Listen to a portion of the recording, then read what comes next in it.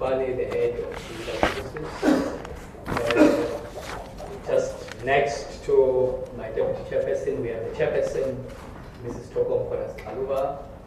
On her left, we have the deputy chairperson, Professor Luka David Kusoma. Just on the right of the chairperson is Commissioner Shinakama. On the far right, we have Commissioner Buerta. So all that I'm going to do is to hand over to the chairperson so that we can proceed with our Section 7 committee proceedings. Thanks a lot, Oprah. Maybe let me start by apologizing to the media. I've been here for several hours.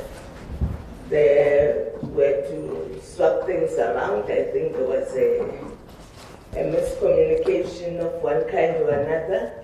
We're going to start with the city of Tshwane because it was supposed to flow from the time where we left off yesterday to where we wanted to start today. It will seem like a jump, a leap of one kind or another because we'll go into other issues that are not necessarily linked to the ECG Church, but that are of interest to the CRL Commission. So we apologize for that because this was supposed to be right at the end after we wrapped up the ECG Church issue. So we'll go into a few issues which I'm sure some of you are aware of that we've been talking to the city of Joburg about. Part of that is the whole issue around initiation. If you remember, the CRL Rights Commission suspended initiation in Gauteng pending the cities, municipalities within Gauteng being ready to take on the responsibility of monitoring and making sure that the system works effectively in Gauteng.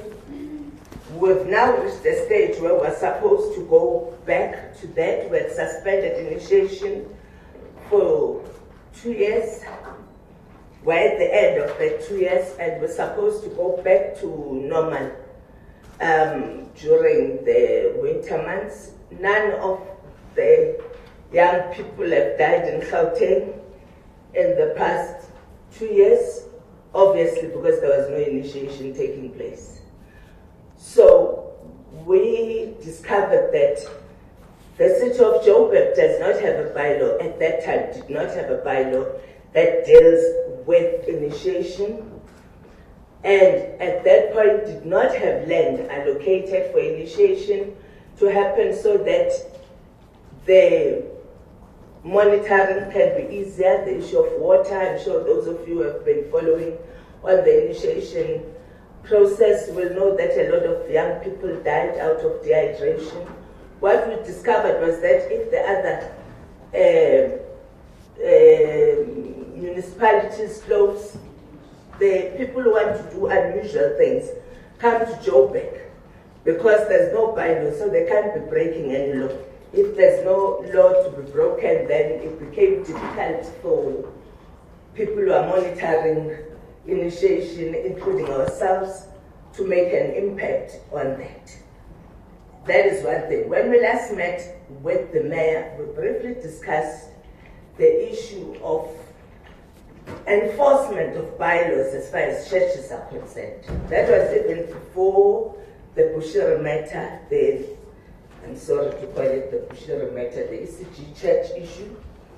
And we, even at that point, were saying there must be enforcement of bylaws. There are many things that can go wrong here in terms of when you have a building that was earmarked to be an office block that ends up having 3 churches running from that building. It wasn't designed for that. And what about emergency exits and all sorts of other things? The bylaws have to be enforced to save lives so that we don't run around when something bad happens, so that we prevent things before they happen. And then the third thing is the issue of rezoning for religious purposes, which we also think it's very important. We've received many complaints from many residents who say they can't sleep, the noise levels are too high. How do you rezone? Are all those churches rezoned, or are they operating illegally? How is the city going to solve that problem of, if they are not rezoned, of people operating churches illegally in places and spaces that were not earmarked for that? How do we stop the phenomenon of seeing a space and putting up a tent without any permit? How do you look at enforcement? So thanks a lot to the city for coming. How are we going to do this? There's also the other issue of the graves at Sunningdale. Yes. Sunningdale. Yes, Sunningdale. And what we're going to do is that we'll ask the commissioners who have been interacting with the city about the buildings that is it a mall or whatever, that whatever wants to happen there, they want to unearth the bones and then do something. And of course, the issue of graves. Graves are sacred spaces. And there are laws governing what to do with the graves. We've been interacting with the city, and we discovered somewhere in the middle that the city has continued, in spite of us making submissions to the city, that should not happen. So those are the 4 things we want to discuss with the city. We'll run through them fast. We are going to be taking Tshwane immediately after Joburg. So let's start with initiation. We'll hand over to the city manager, who will then tell us how we move forward. You already know what we want to find out as per the summons we received. Thank you very much, Chairperson. The issue. You need to start to say the name? Yes. You need to? Yes. Okay, apparently we are supposed to swear in so that we tell the truth, the whole truth, and nothing but the truth. And if we tell untruths, I'm sure they can warn you that you have a right to lay charges against you for telling us tall tales. I'll hand over to you. You know the drill by now. I take it everybody will be giving evidence before us today that are sitting in front of me. Yes. Okay, now I just need to ask those that want to do an oath, can you just raise your hand? Who would like to do an oath and who would like to do a solemn affirmation? The oath first. So What's the difference? The one is so help me God and the other one is an affirmation before your conscience. Oh. Solemn affirmation. I'll take the letter. The affirmation. Okay, so we've got 3 so help me God. So if you could please stand up, the 3 so help me. The other 2 can stay seated for now. If you can raise your right hand and say after me, I, your name, Cedric Romero, do hereby swear hereby swear to tell the truth, the whole truth, the whole truth, and nothing but the truth, and nothing but the truth, so help me so God. help me God. Okay, if the other 2 can please rise. Raise your right hand and repeat after me. I, your name, Zain Ali, do hereby solemnly affirm do hereby solemnly affirm to tell the truth, to tell the truth, the whole truth, the whole truth, and nothing but the and truth. nothing but the truth. Thank you very much. Okay, thanks a lot. We'll hand over to you and your team, and you can manage the issue of initiation, how far you are with the bylaw, and have you allocated land, and what are you going to do in June when you have an invasion? Thank you very much, Chairperson. Thank you to the Commission. Indeed, the issue of the bylaw, we came here to discuss it.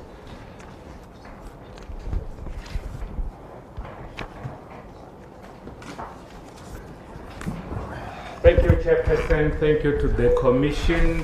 As I said, the issue of the bylaws on the initiation school, we have been here about it. Last time when we were here, we indicated that we are willing to participate in efforts led by the province.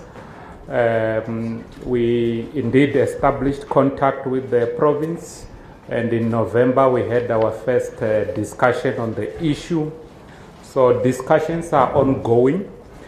But to come back to your question as to what are we going to do when winter comes and the initiation schools commence, even in the absence of the bylaw, we will be able to assist as far as the initiatives led by the province are concerned. You have spoken of provision of water, etc. On those cases, should that be necessary, we would be in a position to provide tankered water services. If it is needed that some of our inspectors do go there and inspect the conditions of the people and the environment, we will be able to do that. But at the moment, there isn't a bylaw. I'm a bit reluctant opening the old debate, but our stance has not changed, and we are participating with province, and all the other things that can be done without the bylaw, we will do that. If it is, Chairperson, remember last time I also reminded the Commission of the limitations of the powers of the JMPD. The Metropolitan Police have very limited powers. There are a lot of things that they can't do. They don't have investigative powers.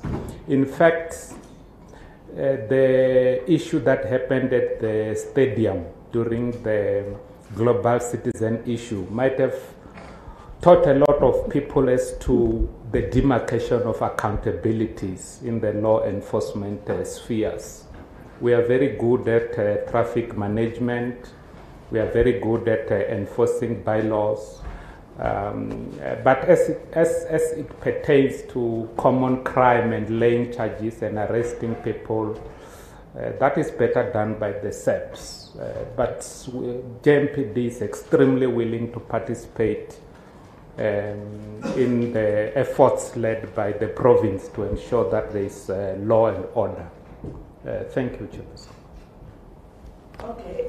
Maybe we'll go back to the question we had asked before.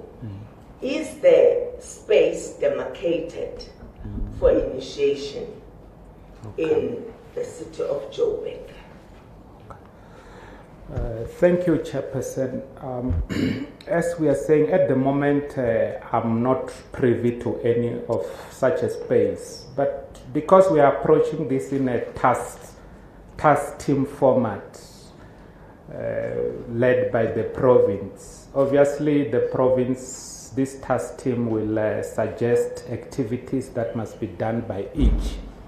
My guess is that we will be required, as you have suggested, to provide basic services and ensure cleanliness, and also ensure that other nuisance issues that are covered in existing bylaws are not violated with. But if indeed this issue will require that there be space, remember, Chairperson, the space is not just any space. You see, if someone else comes and say, I need a space for ABCD, we can assist. But this space is sacred. It's a space that has to be demarcated by, as you know, I don't know whether it's, there is a religious and traditional aspect in identifying those spaces. If someone comes and says, here's a space identified and it belongs to the municipality and it has to be used in this particular way, we will be cooperative, but we'll set out conditions of that use. We'll set out a service level agreement as to what do we expect to be done out of that. But with all due respect, it will not be feasible for us to just point a space, because us not being traditional practitioners, we don't know what are the attributes of the space needed. But to come back to your question, if it is that someone wants a space and the right traditional authority has okayed that that space is needed, and the city has a role to play, we won't hesitate to allocate the space for traditional activities within the conclusion of the SLA and the agreement of the expectations between the two parties. Okay, before you, Prof, I want to stay with this a bit. We did investigations. We had findings. We had recommendations. Part of the recommendations was that we're suspending any initiation in Gauteng until the end of 2018. Yes. And the recommendations covered the issue of identification of the land that will be used for initiation. Let's remind you why that. You say, for instance, you're going to be supplying water. Where are you going to supply water when you don't know where are these people, or how are you going to supply these services if you don't know? You need a private investigator and intelligence to find them. So the agreement was that you are going to say anyone who wants to do this thing here in Joburg will do it over there. And over there will come and check if the health is okay, if the crime is not happening, if everyone is doing everything according to plan. But what you're telling us now is that you don't have any land. You don't need a cultural expert to say there's an open ground there. It doesn't need to do anything. It needs to be space as we recommended and as we discussed with yourselves.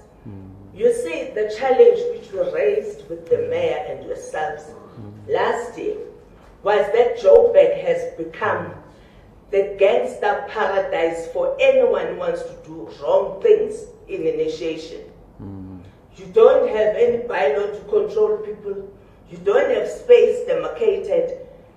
People's children are going to die here. Come June, we'll be counting bodies in Joburg.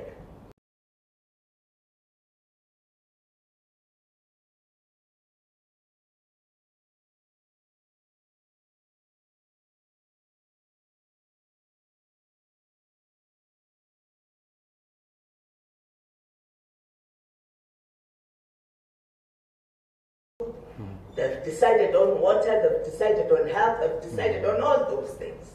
Yeah.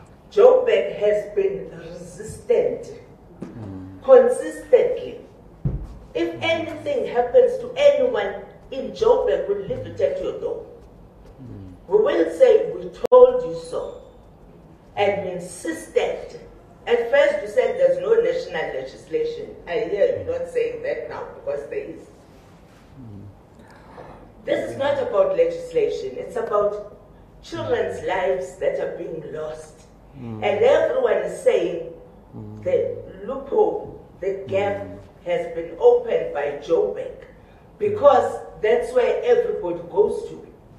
Since you can't stop anyone if you don't have a bylaw, what law have they broken now?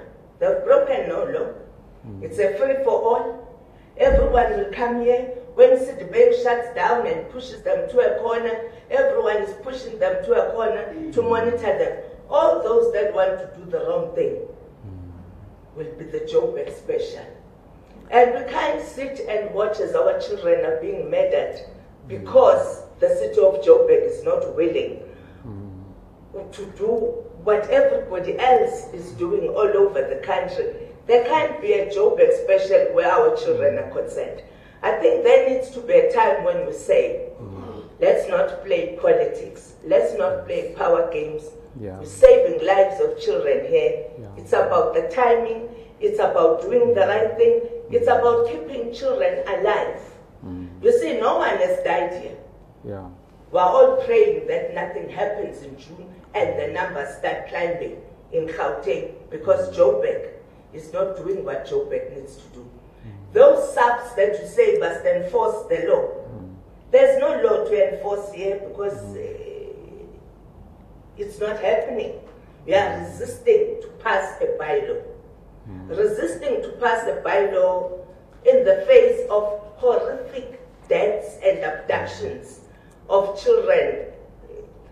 I don't know, maybe it's because I'm a mother.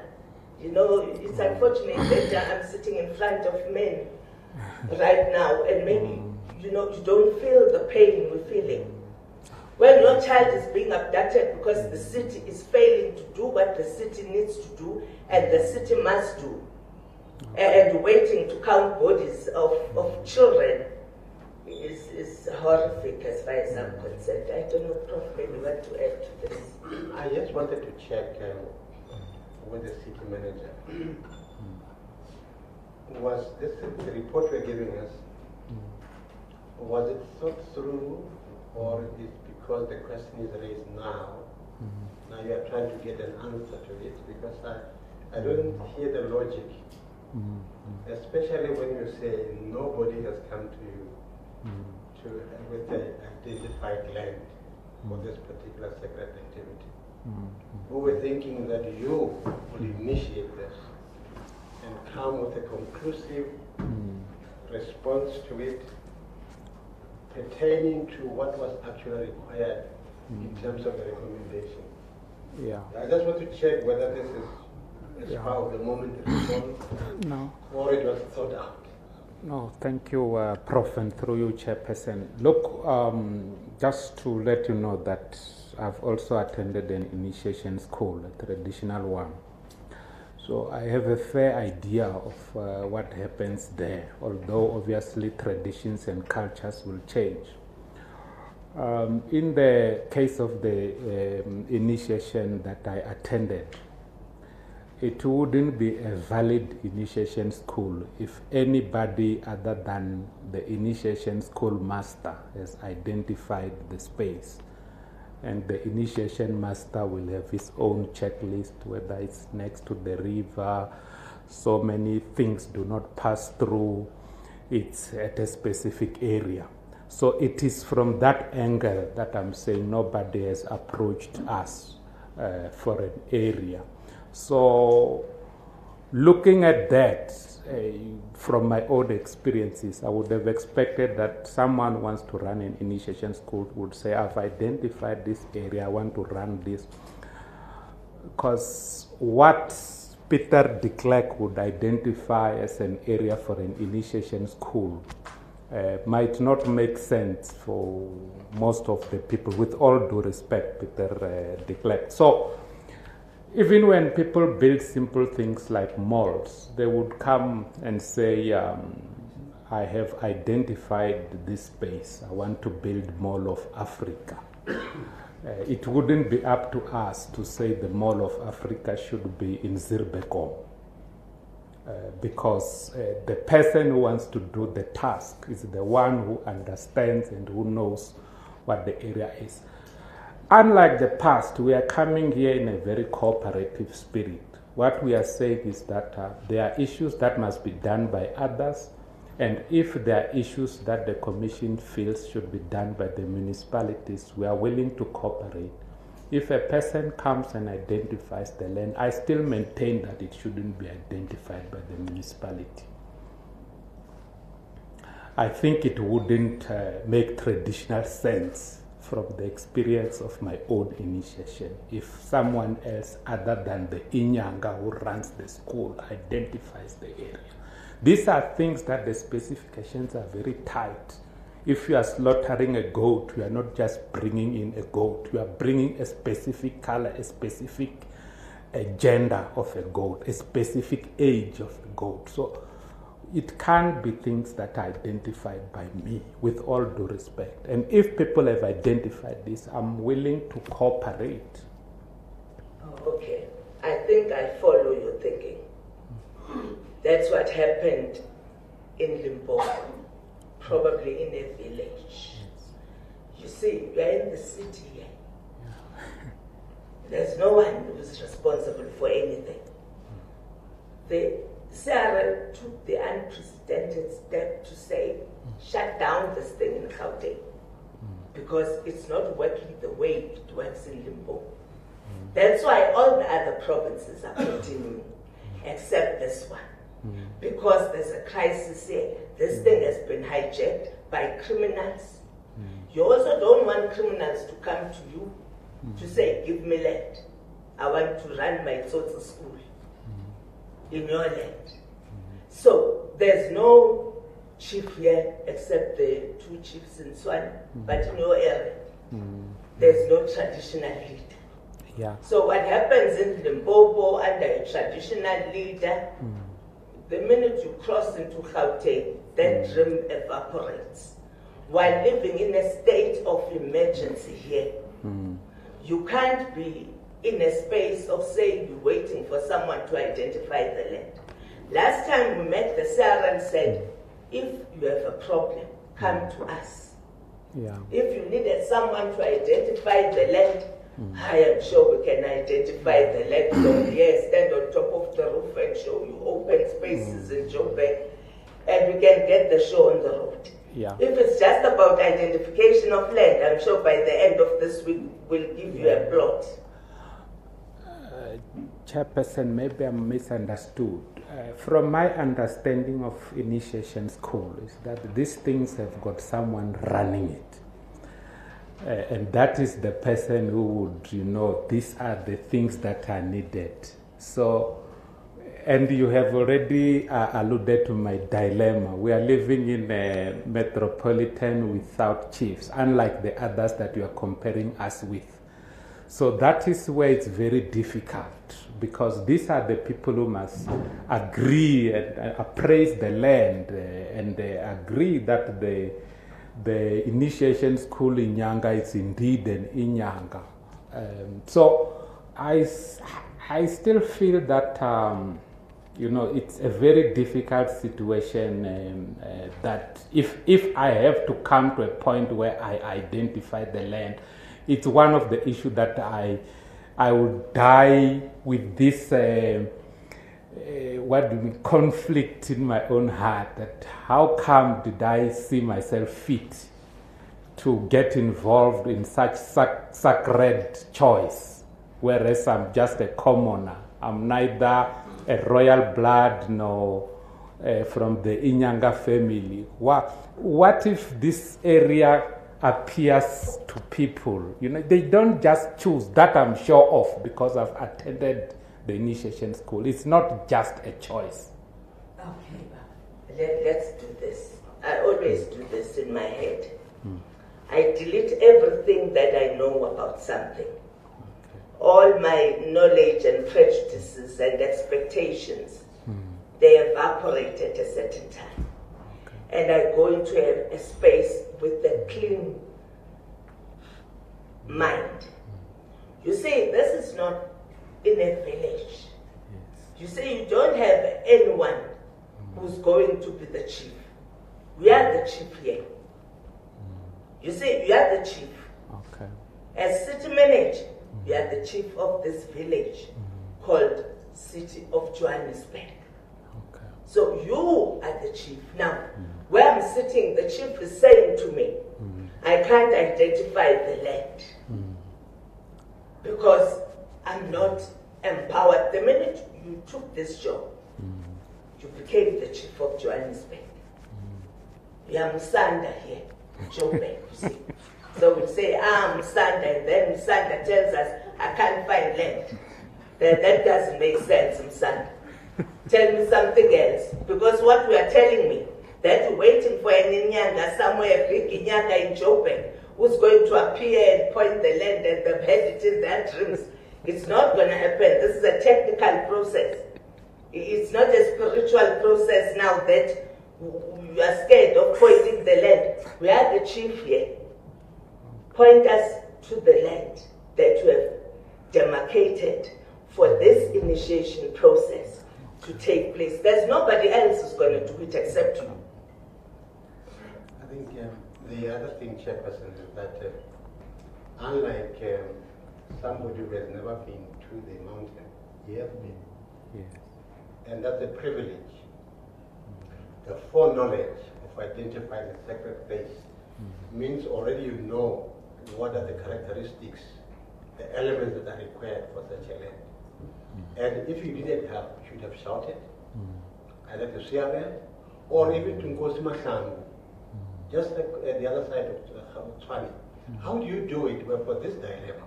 I don't think Nkosi Mahlangu would have refused. Because where you sit, you need a lot of people who can advise you on things that you are not capable of taking decisions on your own. Which is why the recommendation gave you that possibility of getting people to assist you to identify this place. We wanted by now to have a progress report. What is the state in terms of the land, the requirements in terms of water, the setting and all of that, so that when we announce the opening of the new season, we know our children are going to be safe.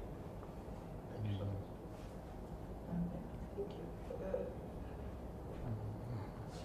Manager, you sound like a person that is not even sat in a meeting discussing this issue. You sound like a person that when you left this space, you forgot about what we said. We have been discussing this issue since 2015 with Johannesburg.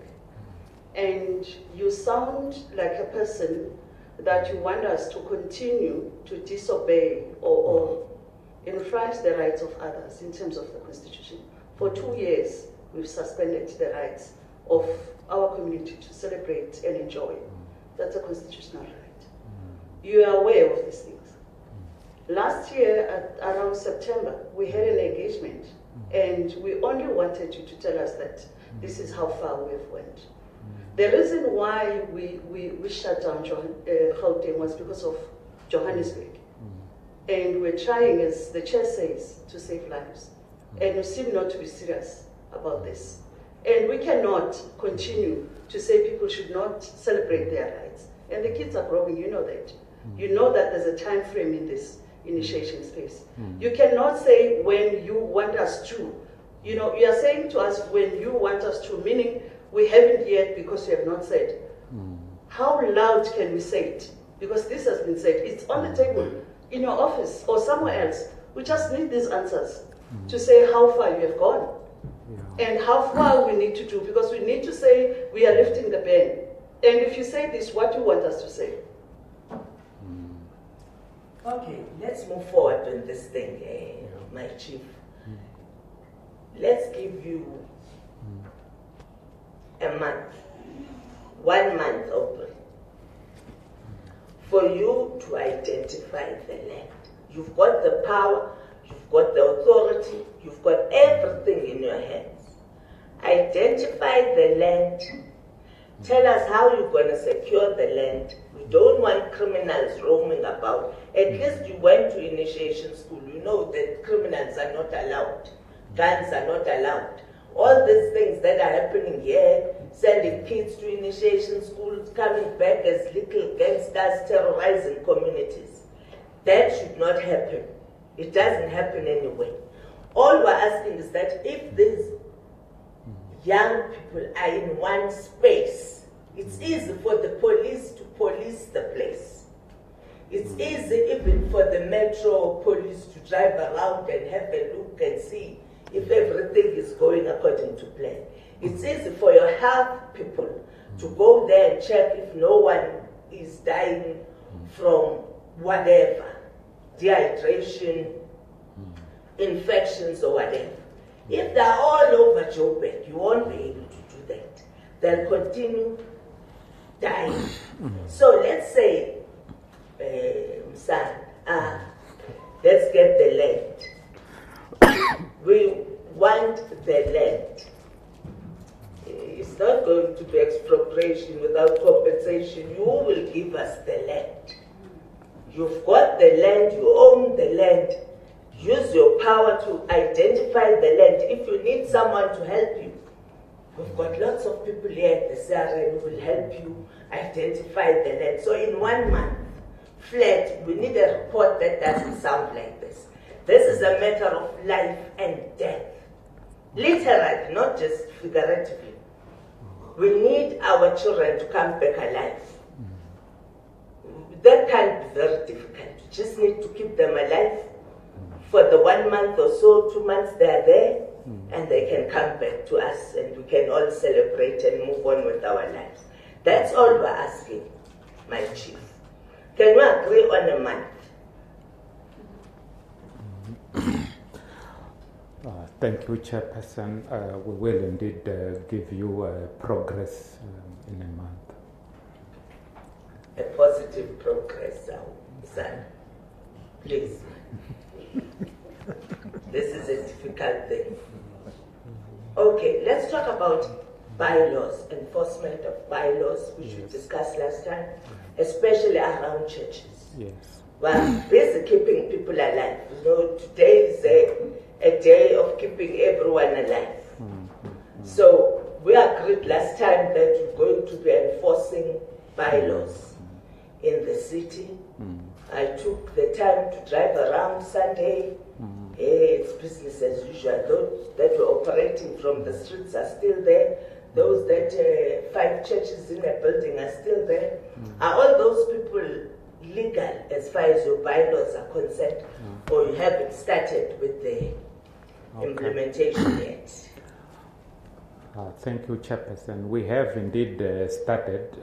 If you just go by the common media, you will realize that our mayor was basically branded as someone was against the churches. That was because we were vigorously enforcing bylaws.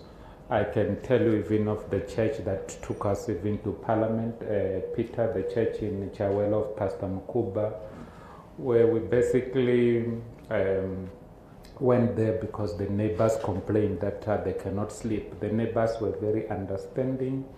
They said they know that the church must take place, but there should be some hours where the church is silent. Secondly, they complained of the church cameras that were pointing at their privacy. We went there, we even confiscated the chairs, and we reached an amicable solution. I'm just using that as an example. We reached an amicable solution. They've purchased an alternative place in Fleurhof. In the around Zilberboom area. Yeah, around there, and then we are assisting them with fast-track zoning so that they can move out. We have had numerous bleeds in Yeovil. I was also present, the mayor was leading that, but obviously it's not supposed to be a once-off, it's things that continue there. We have closed some churches. In fact, when we got there, the bylaws are extensive. You go there and you find that, I think the time we went there, of about 12 churches we visited, only one was paid for electricity. People were basically handcuffed. It's just that for one reason or the other, the media chose not to report on that, but we invited media. Pastors were handcuffed, frog-marked to the, I remember the mayor even saying a sedan is not enough. They have to get into a van. And that happened, and we continue to do that. If Chairperson, I'm to take you to the JMPD unannounced even now, you will find chairs, you will find tents, but I agree that we must do enough. I know there are other countries that have got very progressive laws. I don't know whether it should be stemmed at bylaw level or just a law. I know there are countries which say that if you don't have a degree, you can open a church. The merits can be questioned, but I'm sure it brings some order. There are people who said after this hour there isn't that, and they also regulate the type of donations that public can do. So I think there is a long way. We need to also do more, but I think from working in local government, I am yet to see a mayor or a city as passionate about bringing back the rule of law as my current mayor. And he does that visibly. Whether it's a church, I have seen him close a business here next to Tuso House of someone he knows. Because we went there and said, Mayor, this school is paying only for this block. The other one is breached. And he says, you know, it's someone I know, but let me go with you. And we went there and we cut that off. So I think we need a more robust and more repetitive. You will understand that when we came here, we said that the issue of safety is number one, because we want to attract investment. We want to reach a 5% growth by 2021 when our term ends. And the first thing that our current mayor did was to appoint 1,500 police. Those police are still in training. They are almost about to be ready. And when they are back, we will be deploying them in areas like that. You are aware that the mayor has advertised 84 buildings in the inner city, bad buildings. He invited the media last week. Unfortunately, most media did not come, where we were awarding the first 3 as a test case. And we gave people these properties to turn them around. And we started with the most difficult one, an area called Vanini Court, full of thugs, water running, everything hijacked. And someone says, you know what? You see problems here, I see an opportunity. I buy this area and the whole precinct now is decent. And that person says, I'm willing to invest. And then we gave that person a certificate. So it's efforts like that that brings law and order in our community. But we need to also realize that it's not a once-off. So I think when our 1,500 police hit the street, they're not just going to stand around. They will be dealing with bylaws, the existing bylaws. And I think the church will prioritize that. You know, our hope, well, I hear you saying the mayor is known as someone who hates churches and whatever. You can just join the club, you know. All swimming in that pool. But the reality of the matter is, we were hopeful that the major cities in Gauteng would be a very good pilot for what can happen when you enforce bylaws. Joburg, for instance, has more churches than any other inner city in the country. Yeah.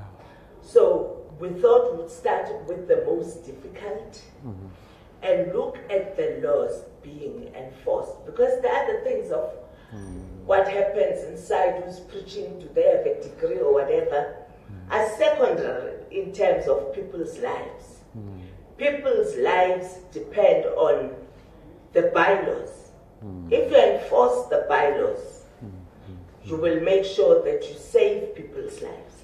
If there are 3 churches in one building that was designed to be an office building, and then of all these thousands of people who gather in this building, there are no proper exit plans if there's a fire or something. There are no proper plans. We don't want to wait until something happens and then we say to you, we told you so. We really don't want to do that. We want a prevention plan and a demonstration that this can happen. Where we thought the mayor here was very brave, you know, when he left here, he left us with hope. He is brave. That we're going to see something happening called enforcement of bylaws in churches with a view to save lives. It's a matter of, do you have enough of this? Do your technical people know what is needed for the building to be safe? You are the one who must tell us. Our people have gone to investigate 500 churches in the inner city. Don't forget the townships. We've received lots of complaints about the churches that are running the whole day and the whole night, every day, and children are not sleeping, they're not studying. People are walking around like zombies because they're not sleeping. Okay. So it's not only the inner city. All those tents in every street corner, we need to know whether they're there legitimately, or is a spot, a piece of land game, and then you put up your tent. That's lawlessness. And those tents, you need to look at your bylaws and tell us that once you put up a tent, can it be a permanent structure? How long should it be? It's all in your little books, city management. So we are hopeful, and we're hoping that in the next 2 months this time, Aubrey. 2 months. Then tell us, oh, we've visited this whole street here and we've seen they're all compliant. And we'll all be happy if they're all compliant because then people's lives are safe. No, they were non-compliant. We gave them 30 days to comply. They failed to comply, so we've shut down the church as per the bylaws. Okay. Thank you very much. Sandra Prof wants to say I something. want to say this, that when we talk about compliance to bylaws, is not in any way an anti-religion or anti-church sentiment. We as a commission are mandated to protect and to promote the rights of religious organizations or institutions based on religious freedom, and that we're aware of. But law and order is what is important in a civil society. For everybody to be protected, for everybody to be safe. This is what we accompanies our protection and promotion sentiment. Thank you so much. Okay. Thank you. So you'll work with us for a month and 2 months then? Does the chair want to give me 4 months? Open is asking for 4 months. There is a reason behind. As I've said, we are training 1,500 and we have a plan around them which is about enforcing bylaws. And in 2 months they won't be around. I don't want to give you a story. I want to give you something that you can see that there is a deployment on law and order. Okay, you find 4 months. Okay, Okay, 4 months open. thank you. Thank you. And then maybe you can explain to us the rezoning. Can you Yes. switch off the sound goes away? Thank you. The rezoning process, if someone is applying for a rezoning space to be a church, Yes. how long does it take? What is the process? Yes. We want more churches, but Yeah. they need to be rezoned properly and they must adhere to the rules. Yeah. Thank you, Chairperson. The process of rezoning can take anything between 6 months and a year, and I'll explain why I'm saying so. It's a very tedious process. Obviously, you will start by identifying an area that you want to rezone and say why and motivate and submit to the municipality. But there's an issue of public participation. Your neighbors and your competitors are given a right to comment. And the advert that you do usually takes, I think you put an advert for a month or so. And then the people come back and then a committee consolidate these concerns and then see if they are reasonable or not, or if they can be mitigated upon. And then that to and fro when people are arguing with the neighbors and the affected can take very, very long. And when all else is fine, there's also an element of paying for the bulk, because if you are rezoning, you're going to bring in more traffic. So we will then say this is the impact on the roads, this is the impact on electricity, this is the impact on water, and any addition for that is for your account. These are big monies depending on where you are rezoning. A simple thing like just rezoning your normal house to convert it to townhouses, if you are not in the right place, you can end up even paying 150,000 just to upgrade electricity alone. So that will take time. And once all that is done, and every department of the municipality has commented, the fire people, the roads people, everyone, even horticulture, simple thing like that will also comment. This thing now gets gazetted. The issue of the process of gazetting is also very long. You have to again go to the national papers and gazette that this, and in some cases some properties have got restrictive conditions that must first be lifted. So it takes between 6 and a year. Yeah, but there's an element of payments and there's an element of making everyone happy. And also the issue of just checking the suitability of what you want to do from the municipality point of view. And if people are not happy, there are committees behind that allows for appeal until the rezoning happens. But we usually like it because no one rezones downwards. If you are rezoning, you are bringing in higher rates, you are increasing your property, higher rates and more economic activity to the area and to the people. So, and we are always available to assist here. But there would be areas where people said, look, you can't do it here. It's not, let's say you want to put some mall past Zirbekom, and people said, but how are we going to get water and sewer to you? And then stuff like that. Thank you, Chairperson. So if there are problems, because there are people who have been having a few problems around rezoning, we can bring them to you if it's over a year. Yes, for yes, you yes. to assist, Yes, because part of what we're supposed to do is to help people establish churches and religious spaces in the right way.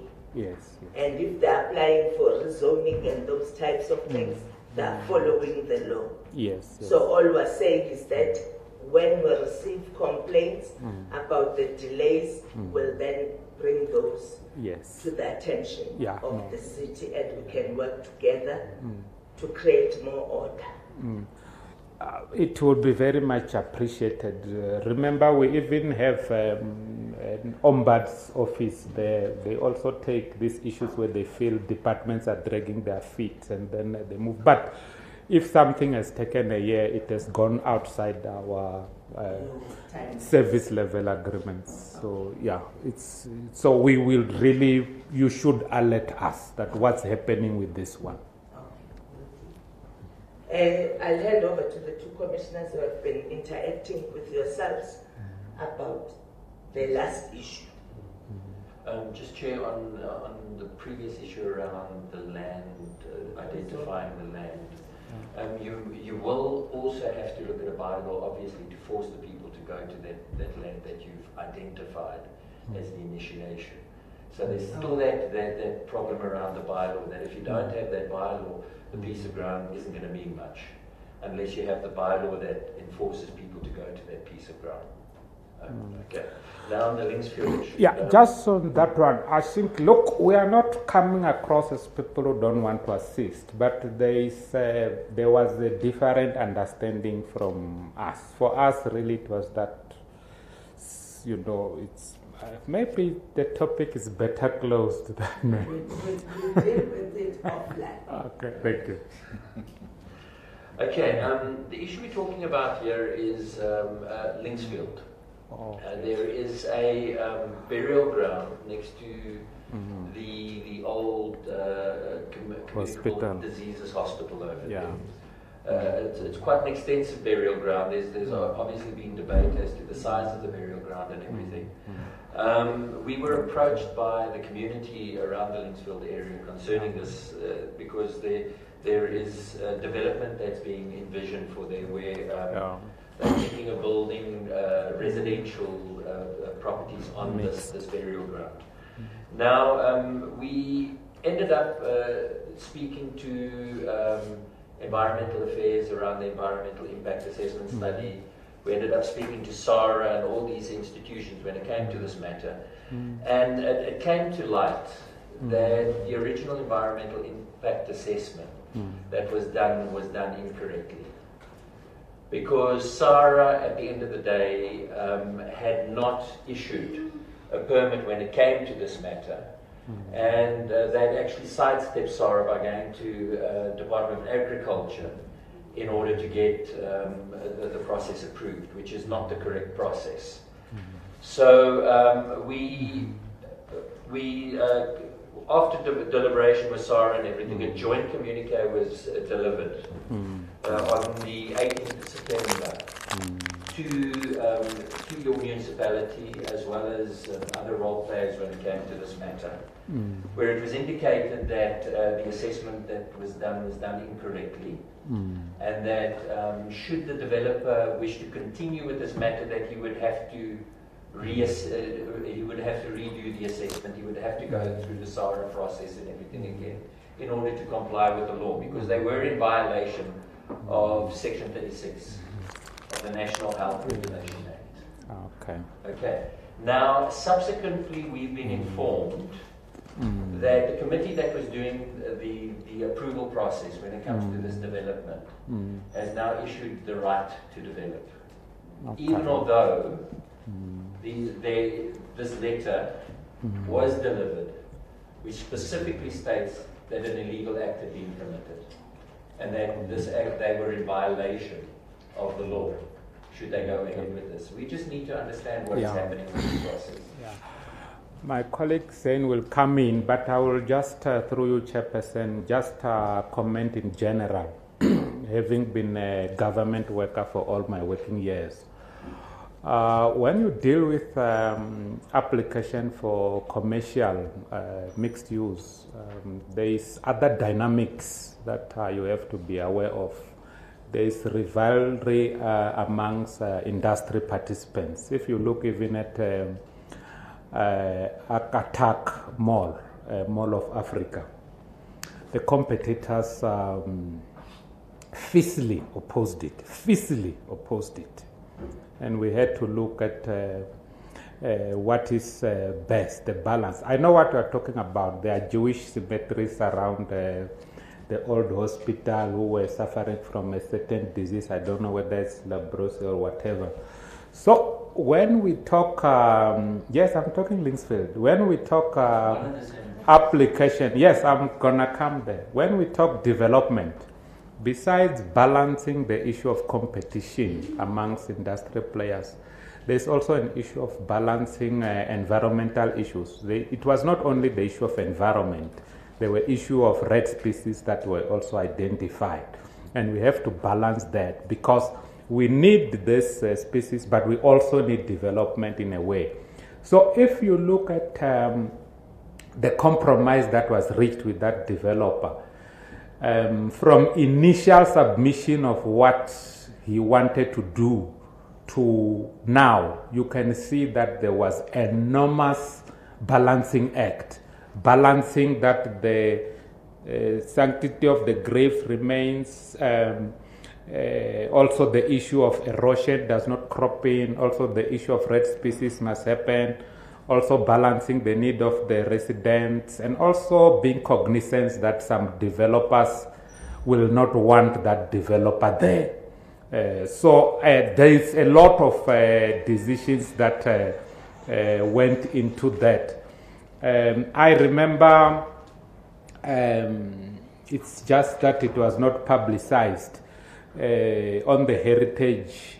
There was once a BRT that was, I won't mention a name, that was being built. And then they came across the old Paul Kruger tram tracks. And they say, stop and change the route. And while they were being negotiating these things, the thieves cut the rail and then it was gone. But the compromise that that municipality was giving was to say, yes, we need to preserve Paul Kruger's legacy, but at the same time, there must be development. We propose that a fraction of it be preserved and a fraction of it be modernized, so that there is modernity and then there is old issues. So you are talking about, I don't know, it's just that I can't show you my phone. The issue of land invasion, when it's empty like the Linksfield land, it's very real. And at one point, the invaders will not have a management plan to say, oh, there are graves here, we're going to fence here, we're going to only protect 50% of the red species and develop there. The hijackers take everything. And when you think of it, you'll think this hijacking of land only happens in township. No, there are areas you just see now. People have been there for more than 48 hours. You can't move them.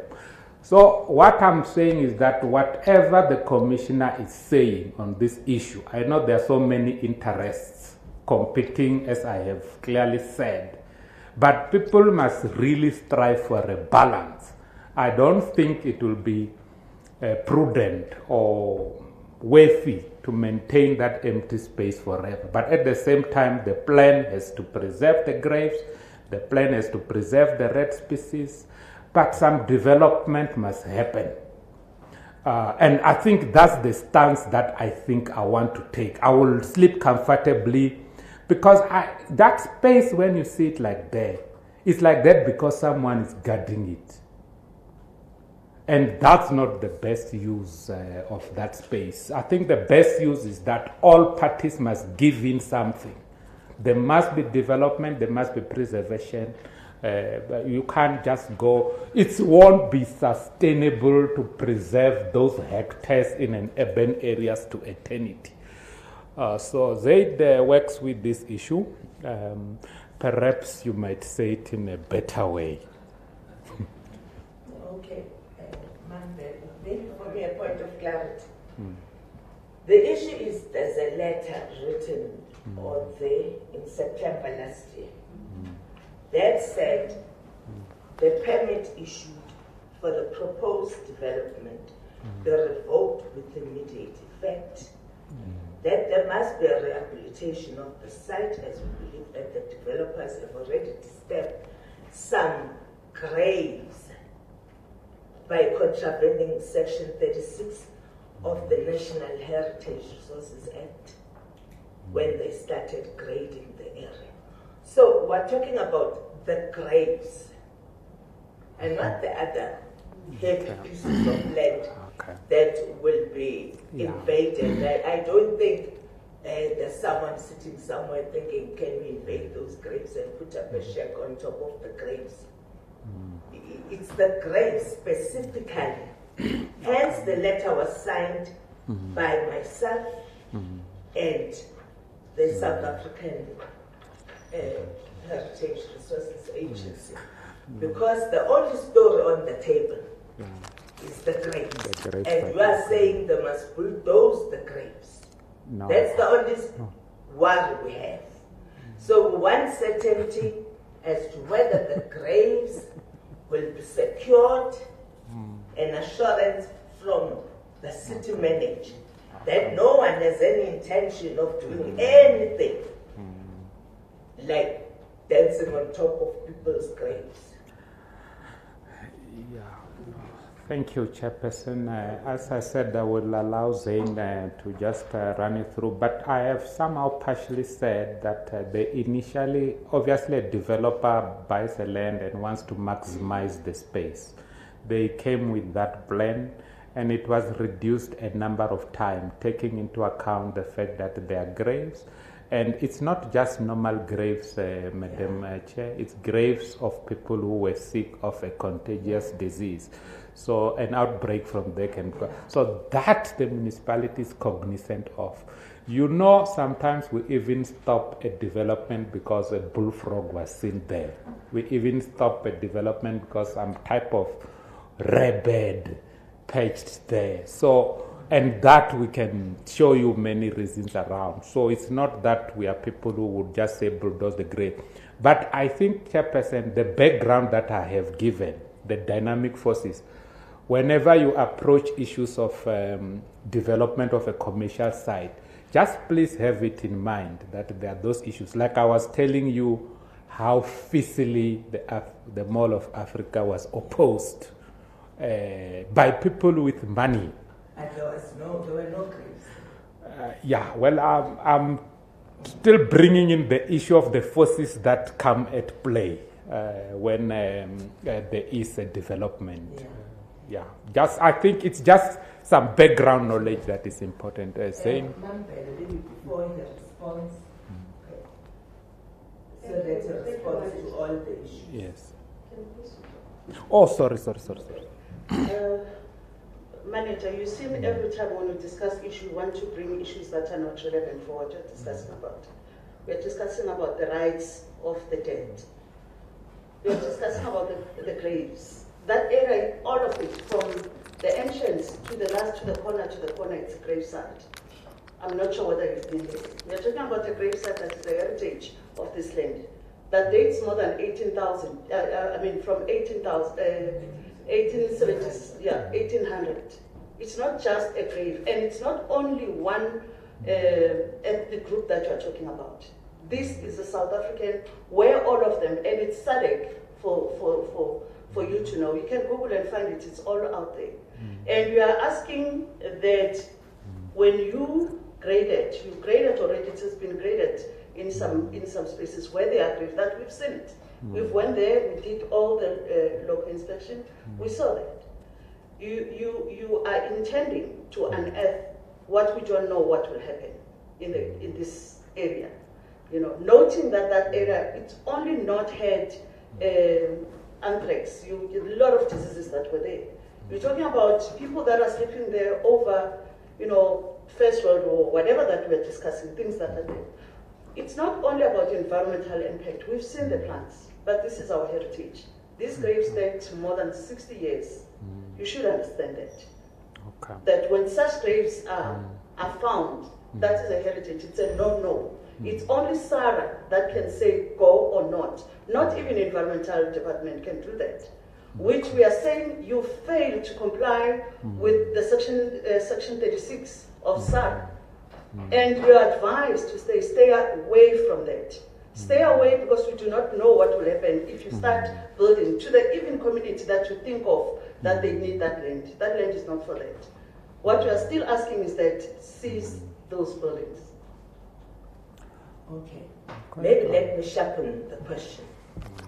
Are there any intentions of moving graves that are over 60 years old?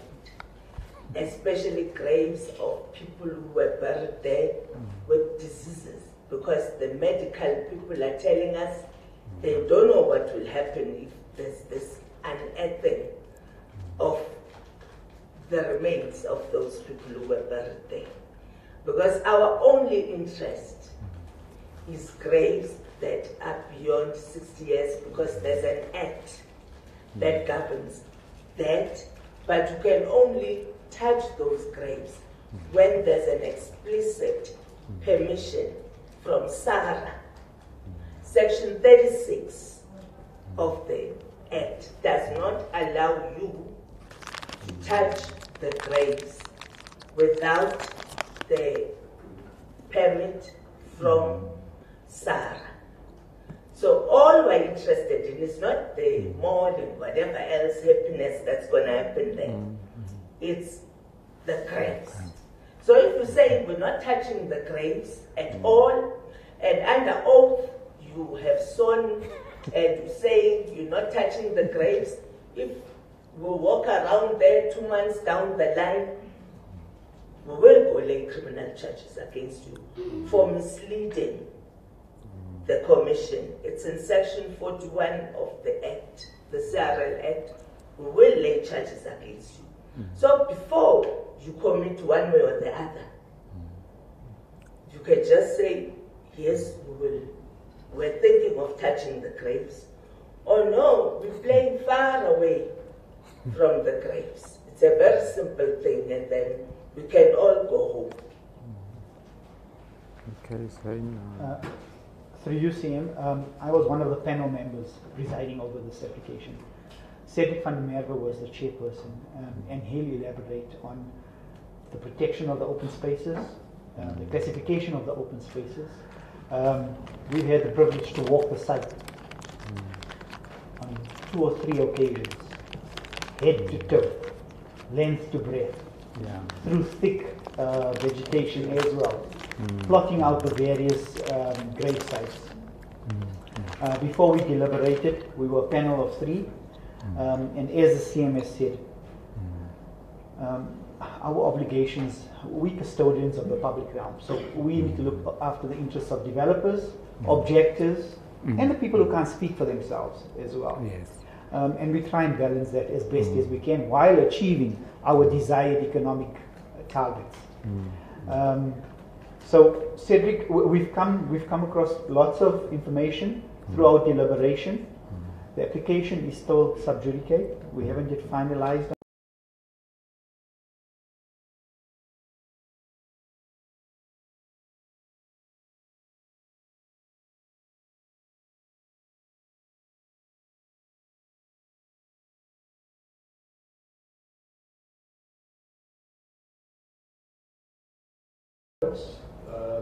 Gauteng province, and there's a development agreement with the applicants in the matter.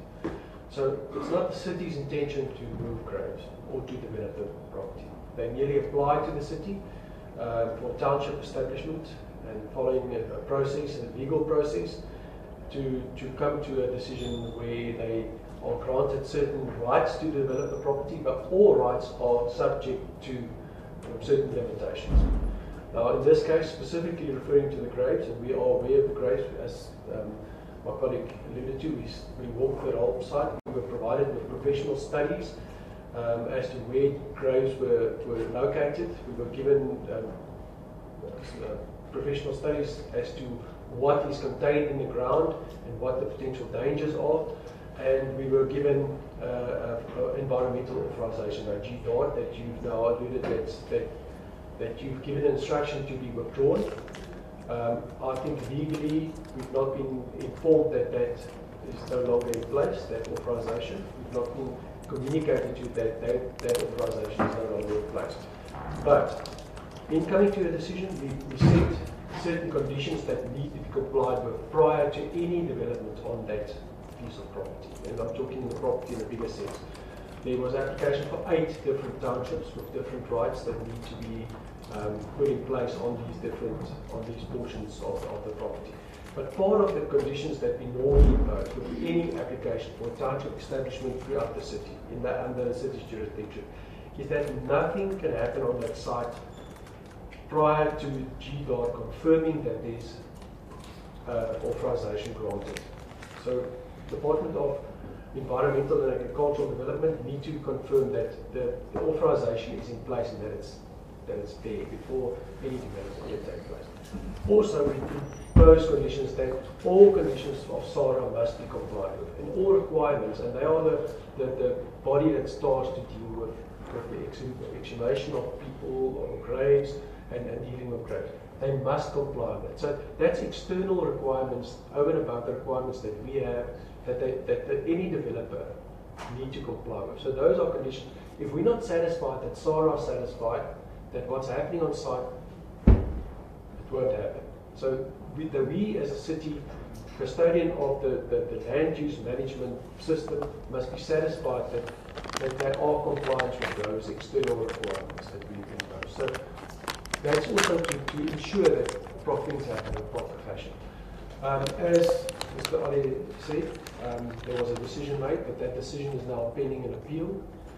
The applicants are not satisfied as to what was approved or approved under the first round of the process, as well as the objectors. I received the objectors' appeal about a week ago, and they've now submitted new allegations of new graves, and I'm going to require proof of that because apparently they've appointed a forensic archaeologist to do further studies. But all of that will be taken into consideration when the appeal is considered in terms of our processes, our legislative processes that we deal with in township establishments. And that's where we are. What are the rules of council? Obviously, you were at the meeting we had when Sarah was here and everything, discussing the fact that they never issued a permit at that stage. As far as I can recall, you were sitting in the meeting. And when it's brought to your attention that actually the whole process is flawed, because for an environmental impact assessment to be a legitimate environmental impact assessment, you have to have the permit from SARA. And that permit was never ever part of the whole application. So how do you as a committee evaluate an environmental impact assessment report if it is a flawed report? I'd just like to understand that. We get presented with documents that on the face value of it, prima facie, it is an authorization by GDOT And as I said, legally we've not been informed by the department that that authorization has been withdrawn. So on the face of that, on that, and we've also been given there was a specific letter from SARA that speaks to the authorization.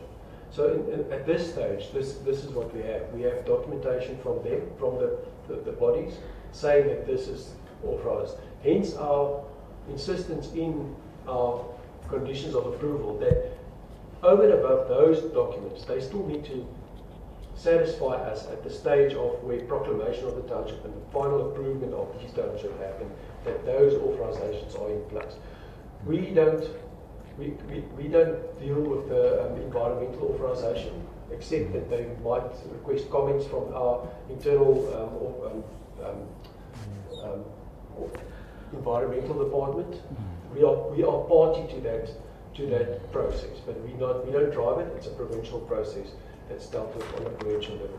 We are a party, so we would comment on those applications for authorization. But as I said, at this stage, we are still confronted with the GDART authorization as was presented to our planning tribunal, and we take that into consideration today. And I'm not sure it needs legal review to withdraw that. That's my opinion. It needs a legal review to review that decision of GDART. Okay. I think that takes us where we needed to get to. Yes. You've assured us you're not going to ban anything. Yeah. Those remains due to health reasons, because people who live in that area have complained that medically and scientifically no one can give them a guarantee that people who died from leprosy and all other diseases, that those are no longer active underground. But secondly, that any grave above 60 years has to be treated according to the National Heritage Resources Act. And that we're abiding by that act. We won't drive past and see some bones lying on the road today as they are being unearthed. So that's the only guarantee we needed to do what the city needs to do, but we stay away from graves without any SARA approval. So if we agreed on that one, then we no surprises. We are all happy and we are all on board. I think what we are saying on that one, Chairperson, we are agreeing that the process has safeguards. Yeah. And it's not only for graves, even a simple household, which is, I think, above 100 years or whatever. 60, yeah. They are safeguards that are there. It's a robust process. But please just bear in mind the dynamics that I have said, because sometimes they come at play. But there are no dynamics where graves are concerned. As long as you keep the law. There's an act governing this thing. And if you're saying people will invade the land, they'll invade the graves and go live on top of the graves. Well, rule of law, we agreed when the mayor was here that rule of law in Joburg applies. So you have to remove them, from building sheds on top of our forefathers there. It's a very simple. We're just concerned about graves. The rest you can do, build malls, build townships, build everything. Just stay away from graves. No, you didn't get it, Chairperson. What I'm saying is that from the information that we have, is that some areas have got graves, some areas have red species, and then those areas were demarcated and developable areas were identified. That is the premise that we are there. You might have heard Cedric putting a qualifier that if there is proof that indeed there are graves. So if there is proof, that's where the dynamics that I talked about come in. We've gone beyond the proof now. Proof is on the table. There are graves there of people who died from rare diseases. And the neighbors are scared that if you unearth, they don't know what's going to happen to their help needs from these graves. And anyway, you shouldn't even be unearthing those graves without the SARA process. That's all. I think it's a very simple, happy closing of the issue. Let's not reopen it. We're in agreement. No unearthing of any bones. Unless there is a SARA approval. In fact, we are saying, Chairperson, that there are dynamics that they play in a given setting. But this setting has a component where those dynamics have to take into account a certain dynamic which is in the Act. The Act provides for it. So that if you violate that, you are violating the Act. That is the issue. Thank you very much. You wanted to say something? I think I just need to emphasize that any unearthing of graves must follow due process, and that is exactly our thoughts as well. You know, and I think that's clear. We don't have follow JOL, but 100% due process. Whether it's unearthing, whether it's bulldozing, you know, there are people sleeping underground. They need to be left in peace at some point. You know, let's not disturb the dead without due process. Yes, thanks a lot, City Manager and your team. You've got 2 months and 4 months. Is it 2 months or 1 month? Or 1 month and 4 months. It's as you put it, it's 2 months and 4 months.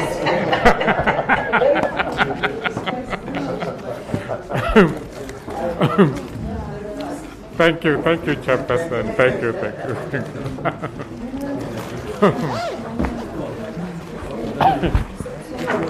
Can I just get the correct pronunciation of your name and surname?